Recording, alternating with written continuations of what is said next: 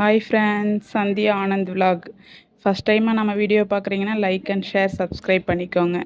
இன்றைக்கி night dinner என்னென்னா களி, கம்பு, வரகு, திணை, சாமை, குதிரைவால், மூங்கில், சிவப்பு சோளம் இதெல்லாம் சேர்ந்து எங்கள் அம்மா அரைச்சி கொடுத்துருந்தாங்க பவுட்ரா. அதை போட்டு தான் இன்றைக்கி களி செய்யலான்னு சொல்லிட்டு களி செஞ்சிட்ருக்குறோம்.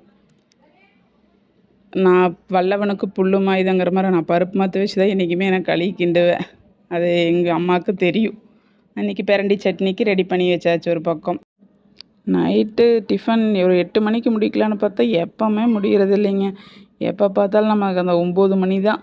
அந்த 9 மணி டயத்தில் தான் டிஃபனே ஆகுது நம்ம வீட்டில். அது இந்த பழக்கத்தை மாற்றிக்கணும்.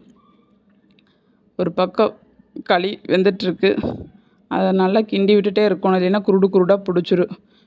அம்மா வந்துட்டு வரகு, தெனை, சாமை, குதிரைவால், மூங்கில் அரிசி எல்லாமே சேர்ந்து அரைச்சி கொடுத்துருந்தாங்க பவுட்ரா. இது களியாகவும் கூழாகவும் காய்ச்சிக்கலாம். காலையில் நேரத்தில் மேக்ஸிமம் கூழாக காய்ச்சி குழந்தைகளுக்கு கொடுத்துருவேன். நைட்டில் களி இது மாதிரி செஞ்சுக்குவேன்.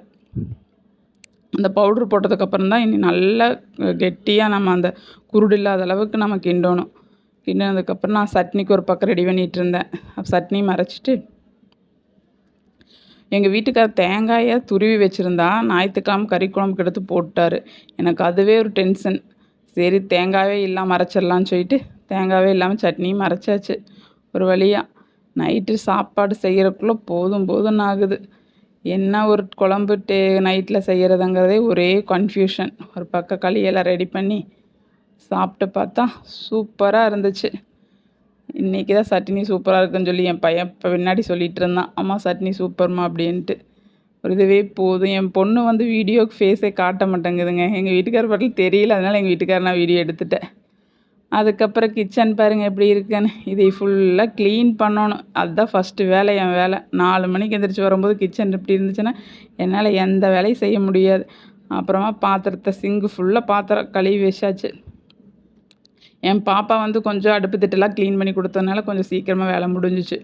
இனி என்ன நைட்டு போய் படுக்கணும். நீ காலையில் 4 மணிக்கு எந்திரிக்கணும். நீ காலையில் குழந்தைங்களுக்கு லஞ்ச் ரெடி பண்ணணும். நேரத்தை ஸ்கூலுக்கு ரெடி பண்ணி. இந்த வீடியோ பிடிச்சிருந்துச்சுன்னா லைக் அண்ட் ஷேர் பண்ணி சப்ஸ்கிரைப் பண்ணிக்கோங்க.